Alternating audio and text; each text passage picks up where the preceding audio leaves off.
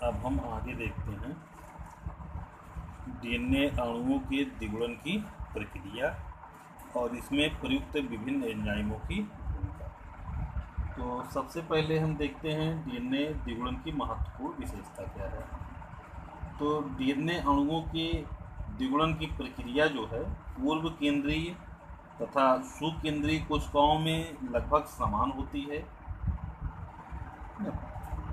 अच्छा, अध्ययन का प्रारंभ जो किया गया था पूर्व केंद्रीय कोशिकाओं से ही किया गया, क्योंकि इन कोशिकाओं में सामान्यतः केवल एक ही काफ़ी छोटा और वृत्ताकार अणु होता है। इसका पराकुंडलन भी कम जटिल होता है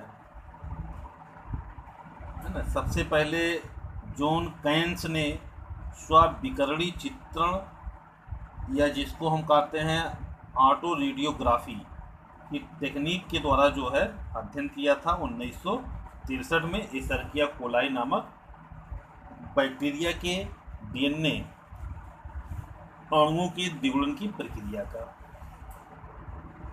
देखिए, हम लोग इस पूरी प्रक्रिया को या हम पूरी प्रक्रिया को 3 चरणों में बांटते हैं। बाद में कई अनुसंधानकर्ता आए, जीवाणुओं और सुकेंद्रीय कोशिकाओं में भी डीएनए के द्विगुणन की प्रक्रिया का अध्ययन किया।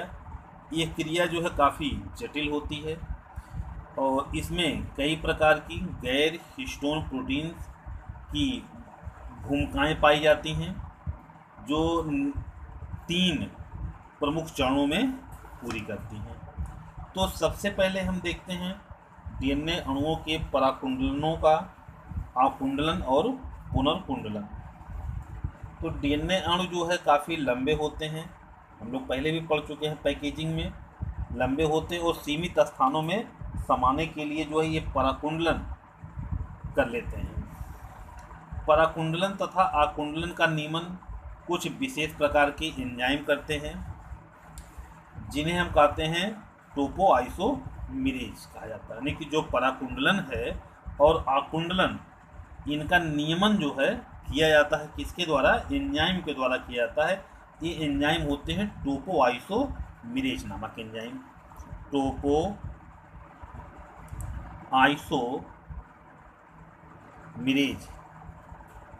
नामक एंजाइम है। ये क्या करते हैं? पराकुंडलन और आकुंडलन का नियमन करते हैं।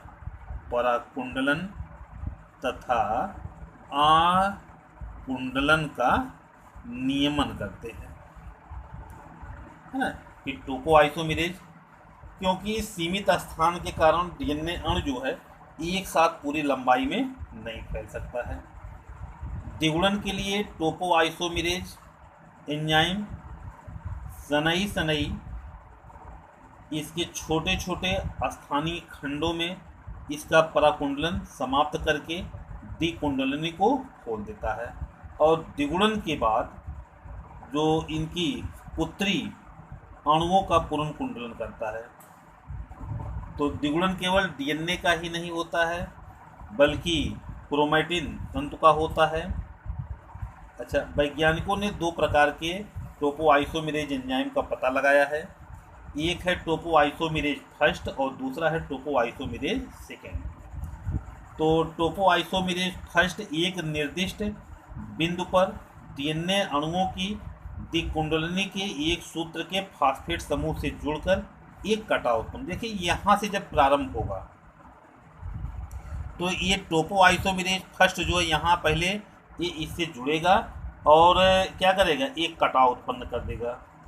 और जैसे ही पराकुंडलन के खुलेगा, तुरंत यह एंजाइम जो है क्षण भर में फास्फेट समूह से अलग हो जाएगा। देखिए, फास्फेट समूह से जुड़ने के बाद जो यहीं पर कटाव उत्पन्न होगा।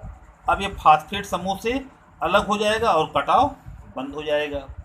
अब यहीं पर टोपोआइसोमेरेज ही यही काम करेगा, परंतु यह डीएनए कुंडलनी के एक नहीं वरन दोनों सूत्रों में एक साथ कटाव उत्पन्न करता है, जिसे हम क्या कहते हैं? डीएनए गायरेज कहते हैं। यानी टोपोआइसोमेरेज सेकेंड या इसको डीएनए गायरेज भी कहा जाता है।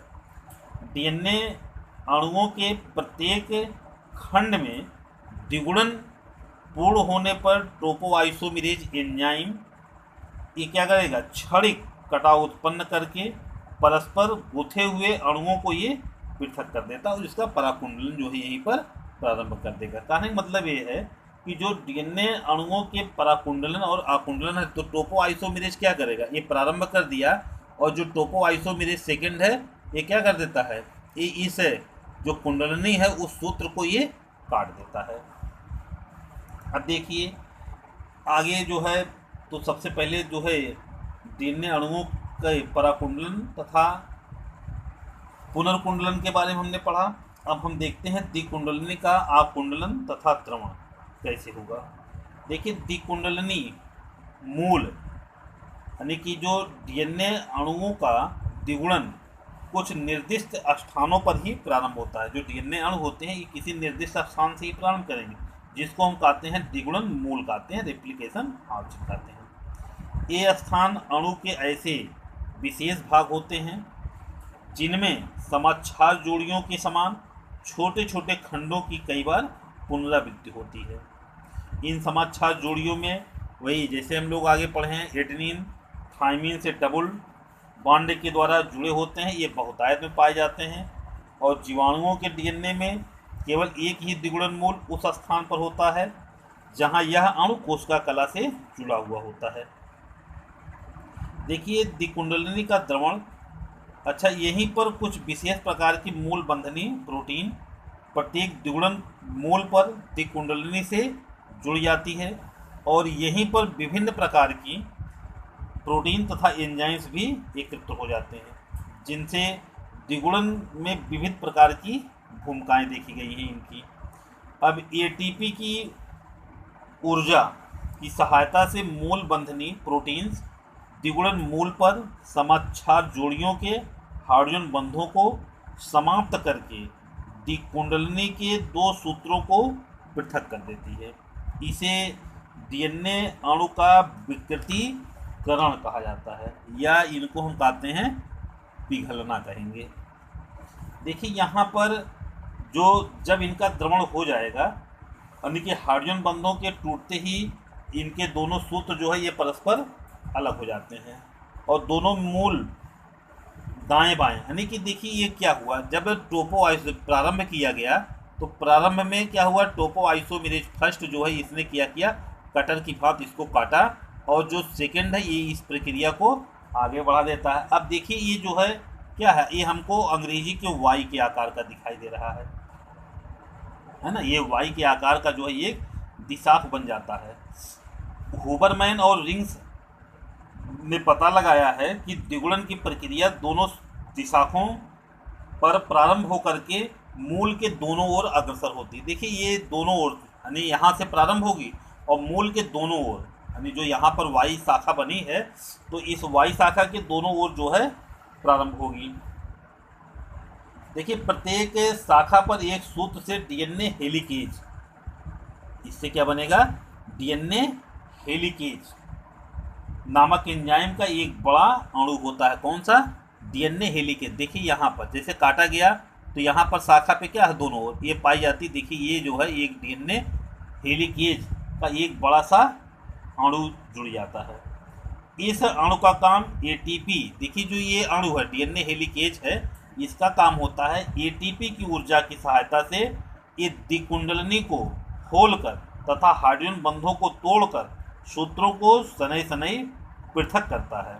इसी को हम कहते हैं, यानी कि जैसे टोपोआइसोमेरेज ने क्या किया, काटा, तो यहीं पर एक बड़ा अणु डीएनए हेलिकेज जुड़ जाएगा और ये डीएनए हेलिकेज क्या करेगा, जो दोनों पॉलीन्यूक्लियोटाइड श्रृंखला पाई जाती है उनके बीच में जो हाइड्रोजन बंध पाए जाते हैं ये उन हाइड्रोजन बंधों को क्या करने लगेगा, काटने लगता है। इस प्रक्रिया को हम कहते हैं द्रवण कहते हैं, है ना, ये हो जाएगा। अब देखते हैं नई पॉलीन्यूक्लियोटाइड श्रृंखलाओं का संश्लेषण प्रारंभ होता है। अब देखिए यहाँ पर डीएनए पॉलीमरेज एंजाइम यानी कोनवर्ग ने दिखाया है कि जीवाणुओं से पृथक किया गया यह एंजाइम कोशिकाओं के बाहर परखनली में डीएनए के संश्लेषण को उत्प्रेरित कर देता है ना। अब देखिए डीएनए पॉलीमरेज की भूमिका, जो डीएनए पॉलीमरेज थर्ड है इसकी क्या भूमिका है। तो इसमें डीएनए पॉलीमरेज एंजाइम ना तो ये डीएनए यानी जो पॉलीमरेज एंजाइम है ये ना तो क्या करेगा, ये डिकुंडलिनों का ये दमन कर सकते हैं और ना ही जो है ये नई डीऑक्सीराइबोन्यूक्लियोटाइड श्रृंखलाओं का बहुलीकरण को ये स्वतंत्र रूप से ये प्रारंभ कर सकता है, नहीं कर पाएगा। ये जो है केवल किसी पहले से उपस्थित हो छोटी सी जो न्यूक्लियोटाइड श्रृंखला है डीएनए या आरएनए की, डीएनए या आरएनए के 3 डैश छोर पर हाइड्रॉक्सिल समूह से नए डीऑक्सीराइबोन्यूक्लियोटाइड को जोड़ करके ये करता क्या है, पहले से उपस्थित श्रृंखला को 5 से 3 डैश में बढ़ा सकते हैं। ये जोड़ करके क्या करेगा, 5 से 3 डैश की तरफ बढ़ाएगा। ठीक है, अब देखते हैं कि जो द्विगुणन है, जब ये शाखा बन जाएगी तो प्रत्येक शाख पर पृथक हुए डीएनए सूत्र सबसे पहले हाइड्रोजन बंधों द्वारा जुड़ी लगभग 10 राइबोन्यूक्लियोटाइड श्रृंखलाओं अणुओं की एक छोटी सी अनुपूरक श्रृंखला, या हम जिसको कह सकते हैं राइबोन्यूक्लियोटाइड अम्ल का एक छोटा सा अणु बन जाएगा। क्या बन जाएगा, राइबोन्यूक्लियोटाइड श्रृंखला का एक छोटा सा अणु बन जाता है। ठीक है, इन आरएनए अणुओं को हम कहते हैं प्रवेशक, आरएनए अणुओं को हम क्या कहेंगे, आरएनए प्राइमर, या जिसको हम क्या कहते हैं, प्रवेशक कहते हैं, क्योंकि इन्हीं के 3 छोरों पर डीऑक्सीराइबोन्यूक्लियोटाइड अणुओं को जोड़ करके डीएनए अणुओं की नई श्रृंखला का संश्लेषण किया जाता है। यहीं पर क्या होगा, जोड़ करके जो है ये नई श्रृंखला का संश्लेषण करते हैं। अब आरएनए प्राइमर जो होता है, इनके संश्लेषण का उत्प्रेरण जो है एक विशेष प्रकार के आरएनए पॉलीमरेज, कौन सा, आरएनए पॉलीमरेज एंजाइम करता है, जिसको हम कहते हैं प्राइमेज एंजाइम भी कहा जाता है। क्या कहेंगे, आरएनए या प्राइमेज एंजाइम। देखिए यहाँ पर ये दिया गया है ना, प्राइमेज एंजाइम कहते हैं। यह एंजाइम दिशाक पर डीएनए हेलिकेज एंजाइम से ये जुड़ा हुआ होता है। भाई देखिए ये क्या है, इस शाखा पर जो है ये डीएनए हेलिकेज जो है इससे ये जुड़ा हुआ होता है। अब डीएनए पॉलीमरेज के विपरीत जो है ये प्राइमेज एंजाइम में स्वतंत्र रूप से राइबोन्यूक्लियोटाइड अणुओं का बहुलकीकरण प्रारंभ करने की क्षमता पाई जाती है, यानी इसमें क्या होगा, क्षमता पाई जाती है। देखिए अब हम लोग देखते हैं कि कैसे प्रधान श्रृंखला तथा अनुगामी श्रृंखला जो है ये कार्य करती है। डीएनए अणुओं के 2 सूत्र प्रति समांतर होते हैं। देखिए ये 2 सूत्र क्या हैं, प्रति समांतर हैं। एक की दिशा जो है 5-3 होती है, एक की दिशा क्या 5-3 होती है, और दूसरे की होती है 3-5 होती है। एक द्विगुणन मूल से उत्पन्न होने वाली एक द्विगुणन मूल से, यानी कि चाहे नीचे से या ऊपर से उत्पन्न होने वाली दिशाकों में से एक दिशाक पर डीएनए के अणुओं के जिस सूत्र का 5 डैश छोर पर होता है और दूसरी दिशाक पर उसी के 3 डैश, यानी जब एक के 3 डैश पर होगा तो दूसरे पर क्या होगा, 5-3 होगा। जैसे यहाँ पर 5 डैश है तो दूसरे पर क्या होगा, 3। अब 5 डैश छोर पर बनने वाले जो अनुपूरक प्रवेशक की दिशा जो है दिशाक की ओर से 3-5 होती है, और दूसरे दिशाक पर 3 डैश छोर पर बनने वाले 5 डैश और 3 होती है। देखिए यहाँ पर अब प्रवेशक का 3 छोर दिशाक की ओर होता है, और इसी छोर पर दिशाक के आगे बढ़ने के साथ डीएनए पॉलीमरेज, कौन सा एंजाइम है, डीएनए पॉलीमरेज 3, देखिए ये है डीएनए पॉलीमरेज 3 का उत्प्रेरण हो जाएगा, और डीऑक्सीराइबोन्यूक्लियोटाइड श्रृंखला के अणु एक एक करके जो है ये क्या करेंगे, लगातार जुड़ते जाते हैं। इस प्रकार नए सूत्र की लंबाई, देखिए यहाँ पर क्या होगा, अभी जुड़ते जाएंगे और नए सूत्र की लंबाई जो होती है ये बढ़ती चली जाती है ना। प्रधान सूत्र, इसी को हम क्या कहेंगे, प्रधान सूत्र कहते हैं, क्योंकि यहीं पर डीएनए पॉलीमरेज से जुड़ करके जो है क्या होगा, ये श्रृंखला बनना प्रारंभ हुई और ये श्रृंखला जो है बढ़ती जाती है। अब इसके विपरीत हम देखते हैं कि जो डीएनए अणु है, इसके सूत्र पर दिशा की ओर 3 डैश वाला होता है और अनुपूरक डैश, यानी कि देखिए 2 पॉलीन्यूक्लियोटाइड श्रृंखला जो पाई जा रही है, यहाँ पर क्या है, एक पर पाई जाती है 3 डैश 5 डैश पाई जाती है, तो इसके समांतर क्या बनेगी, 5 डैश 3 डैश बनेगा। नीचे हमने दिखाया 5 डैश 3 डैश पाई जाती है, तो यहाँ पर जो श्रृंखला बनेगी ये क्या बनेगी, यहाँ पर इसकी अनुगामी 3 डैश 5 डैश बनेगी। देखिए होता क्या है कि यहाँ पर नए सूत्र, देखिए इसमें जो है नए सूत्र के लिए क्या है, यहाँ पर देख रहे हैं छोटे छोटे खंड बनना प्रारंभ हो जाएंगे। यहाँ पर हमने दिखाया कि डीएनए लाइगेज, तो ये डीएनए लाइगेज क्या करेगा, जो यहाँ पर इनके बीच में खाली गैप दिखाया गया है, ये खाली गैप जो है इनका बढ़ जाता है और बढ़ने के पश्चात जो है यहाँ पर देखिए ये लैगिंग स्ट्रैंड दिया गया, लैगिंग स्ट्रैंड बनते रहते हैं और बनने के बाद जो है ये इस तरीके से पीछे की तरफ बढ़ता रहेगा। क्या करेगा, पीछे की तरफ जो है ये बढ़ते रहते हैं, है ना। अब इस प्रकार जो है अनुगामी सूत्र या अनुगामी श्रृंखला कहें, इसी को कहेंगे, यानी इसकी क्या हुई है, अनुगामी श्रृंखला है। देखिए 1959 में रीजी तथा ओकाजाकी ने 100 से 200 डीऑक्सीराइबोन्यूक्लियोटाइड अणुओं के बने ऐसे टुकड़ों का पता लगाया, यानी कि वैज्ञानिक कौन से आते हैं, रीजी और ओकाजाकी ने, जो इस तरह से छोटे छोटे खंड बने हैं 100 से 200 लगभग डीऑक्सीराइबोन्यूक्लियोटाइड अणुओं का पता लगाया और इन्हीं खंडों को हम क्या कहते हैं, देखिए यहाँ दिया गया ओकाजाकी फ्रेगमेंट दिया गया, क्या दिया गया है, ओकाजाकी फ्रेगमेंट दिया गया है। अच्छा देखिए अब जो यहाँ पर हम लोग पढ़े इसमें क्या है कि प्रधान सूत्र के संश्लेषण के लिए आरएनए प्रवेशक बनेगा, क्या बनेगा, आरएनए प्रवेशक बनेगा, जिसका 3 छोर दिशा की ओर होता है और अनुगामी सूत्र के संश्लेषण के लिए जनक सूत्र पर दिशा आगे बढ़ने के साथ साथ थोड़ी थोड़ी यानी 100 से लगभग 200 समाक्षार जोड़ियाँ होती हैं, जिन पर कई आरएनए प्रवेशक बनेंगे और जिनका 5 छोर दिशा की ओर होता है और इन प्रवेशकों में थोड़ी थोड़ी दूरी पर बनते रहने के कारण से जो डीएनए सूत्र होते हैं इनको कुंडलित हो जाने से क्या करेगा, ये रोक देगा। ठीक है, अब इसमें कुछ एकल सूत्र DNA single stranded DNA binding protein जिसको कहते हैं, यानी बंधकी प्रोटीन्स के अणु जो है ये जा करके क्या करेंगे, देखिए यहाँ पर ये जुड़े हुए होते हैं और अनुगामी सूत्र के संश्लेषण के लिए, जो अनुगामी सूत्र है उनके संश्लेषण के लिए क्या करते हैं, आरएनए प्रवेशक के दिशा से विरोधी दिशा में स्थित 3 डैश छोर पर डीऑक्सीराइबोन्यूक्लियोटाइड अणु जुड़ करके जो है ये क्या करेंगे, ये ओकाजाकी खंड, देखिए यहाँ पर जो ये छोटे छोटे खंड बनते रहेंगे पीछे की तरफ बढ़ते रहते हैं। तो रीजी और ओकाजाकी नामक वैज्ञानिक ने जो है इन खंडों को नाम दिया था ओकाजाकी फ्रेगमेंट।